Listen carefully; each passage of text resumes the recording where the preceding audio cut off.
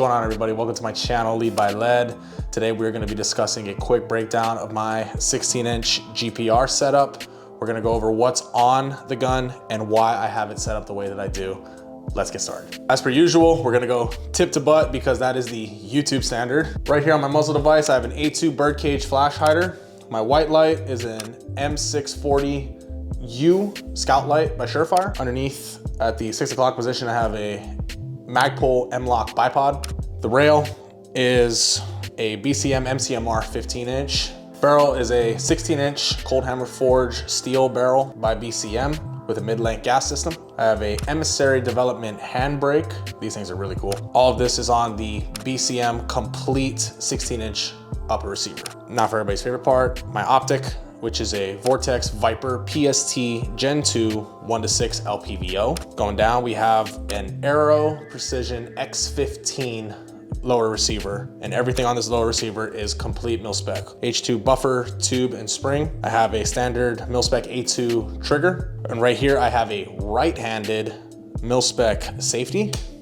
It's nothing fancy, but it's everything that I need in my general purpose rifle setup. And I have a BCM buttstock. And my charging handle is a BCM Mark II large ambidextrous charging handle. Whether you're right hand dominant, left hand dominant, it does not matter. You are going to need an ambidextrous charging handle. And don't be like me. Make sure when you guys set up your rifle, you have an ambidextrous safety as well.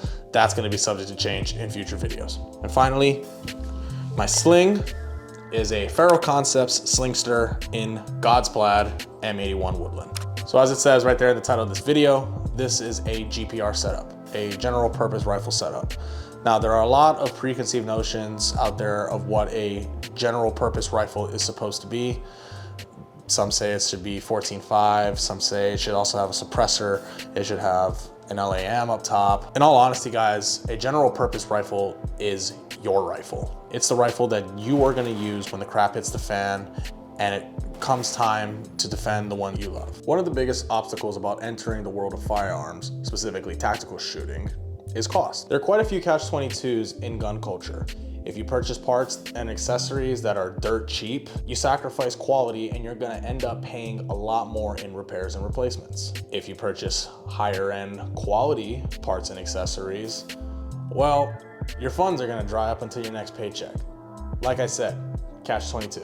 Sad to say, guys, guns and gear, they're not cheap. But when you're entering into this community, the most important question that you have to ask yourself is, what is more important, quality or quantity? The quality control that goes into BCM products is exceptional, especially since BCM is considered by many as a budget brand. The bolt carrier group and cold hammer forged barrel are both high pressure tested to ensure long lasting durability. Both the bolt carrier group and the barrel are also chrome lined, which helps with increased velocity. Not only that, the chrome lining itself aids in preventing wear and tear, corrosion, and rust. Now, the reason I'm emphasizing these two components in particular is because the barrel and the bolt carrier group are the heart of the gun. When building an AR setup, it is more than imperative that the bolt carrier group and the barrel are made of high quality material. If one of these two parts fails, then your entire weapon system will fail catastrophically.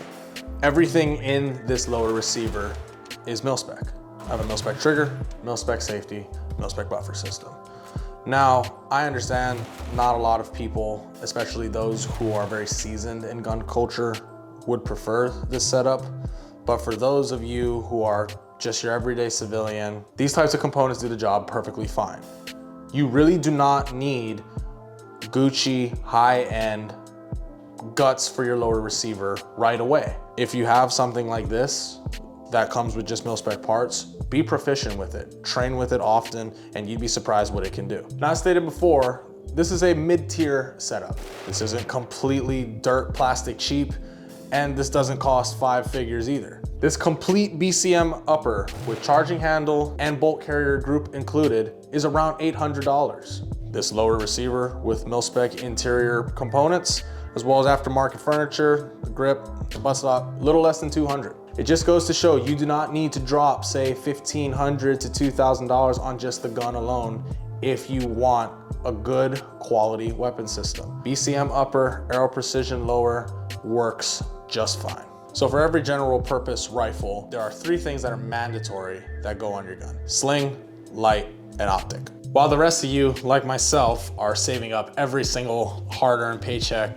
in order to afford night vision and a laser aiming module, we're still gonna need to be able to engage targets at night if we need to. That's why a white light is needed on your weapon system as the bare minimum. Having that white light is going to still make the difference when engaging targets at night. For my white light, I have a Surefire M640U Scout light. It's a 1000 lumen light. It's up there in price a little bit. That comes with that Surefire tax that you gotta pay. But I promise you guys, every cent that you put into Surefire, you get tenfold, all right? The durability, the reliability on this, the streamlined design of it, it works well for anyone in any situation. Highly recommend. And now for everybody's favorite part of the breakdown, the optic setup. I went with a Vortex Viper PST Gen 2 1:6 LPVO. Now the reason why I went with an LPVO in particular is because of my environment. I currently live in the rural Midwest United States. And in this type of environment, there are a lot of rolling hills, there are a lot of open farmland with the occasional wood line. There's a lot of wide open areas out here. And with that type of environment, extra magnification is practically mandatory. Now, the reason why I went with the Viper PST Gen 2 1:6 is because it has that Vortex durability and reliability that comes with it, as well as their amazing glass quality. This optic is absolutely perfect for me because it doesn't completely destroy my wallet, and it has the reticle I want, which is the crosshair reticle. When I'm looking down my optic of my setup and I need to engage targets in a hurry, I don't need too much going on in the glass. I need something simple, something that can help me engage targets quickly at medium distances. I don't look to engage with this setup anything over the 400 to 500 meter range, maybe 600 max, most likely not. Magnification is mandatory. You're gonna need something that helps you positively ID targets at range. And with an LPVO, that's gonna be a lot easier than your 4X prism optics or your red dot magnifier optics. And that's why I went with this, is because if I need to shoot something, I want to make sure what it is that I am engaging. And I want to be able to engage it effectively, especially at distance. As we all know, the civilian legal barrel length is 16 inches, and that's exactly what I'm running here. So my setup is going to be exactly what the everyday prepared civilian is going to be using. Now, contrary to popular belief, 16 inches is a lot more versatile of a barrel than you may think it is. With repetitive training and weapon familiarization, you can successfully and effectively engage targets at both close quarters and range. Everything comes down to you and how often you are training with your setup. Now, in regards to your general purpose rifle setup, bipods may not be mandatory, but they are definitely encouraged to have. And the reason why that is because that extra stabilization for engaging targets at distance is never gonna hurt you. You're gonna need something that you can set up on unorthodox platforms and uneven terrain. That's why I'm running one on my setup here. And with a bipod, you're gonna want durability with it too. Now, as you guys can obviously tell, my weapon is spray painted. And the reason why that is important is because a vast majority, if not all, rifles you buy straight out the gun shop are gonna be black, shiny, anodized metal. Well, black, shiny, anodized, box-shaped silhouettes are definitely gonna give your position away, especially if you live in rural environments. Now, the color choice of spray paint I chose replicates my environment and the current season that I'm in.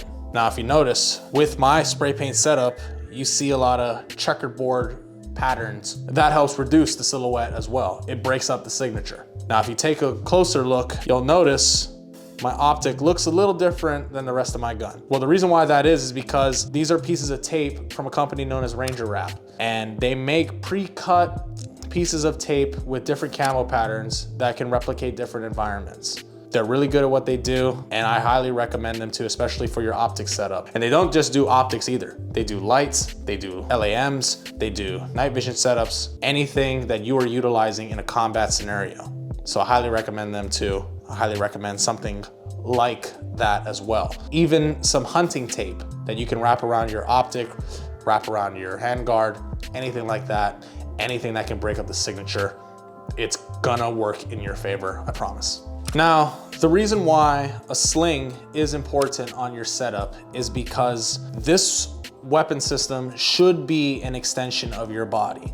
And it cannot be an extension of your body if it is easily taken out of your hands. A sling can help reduce those chances. So when choosing a sling, make sure that it's comfortable for you. My Aero Concept Slingster works perfectly well for me. It's more than comfortable when I run it. All right, guys, that wraps it up for my 16-inch GPR setup breakdown. Don't forget to like and subscribe, and let me know down in the comments what you guys are running for your GPR setup in your preferred environment. Thank you so much. I'll see you on the next one.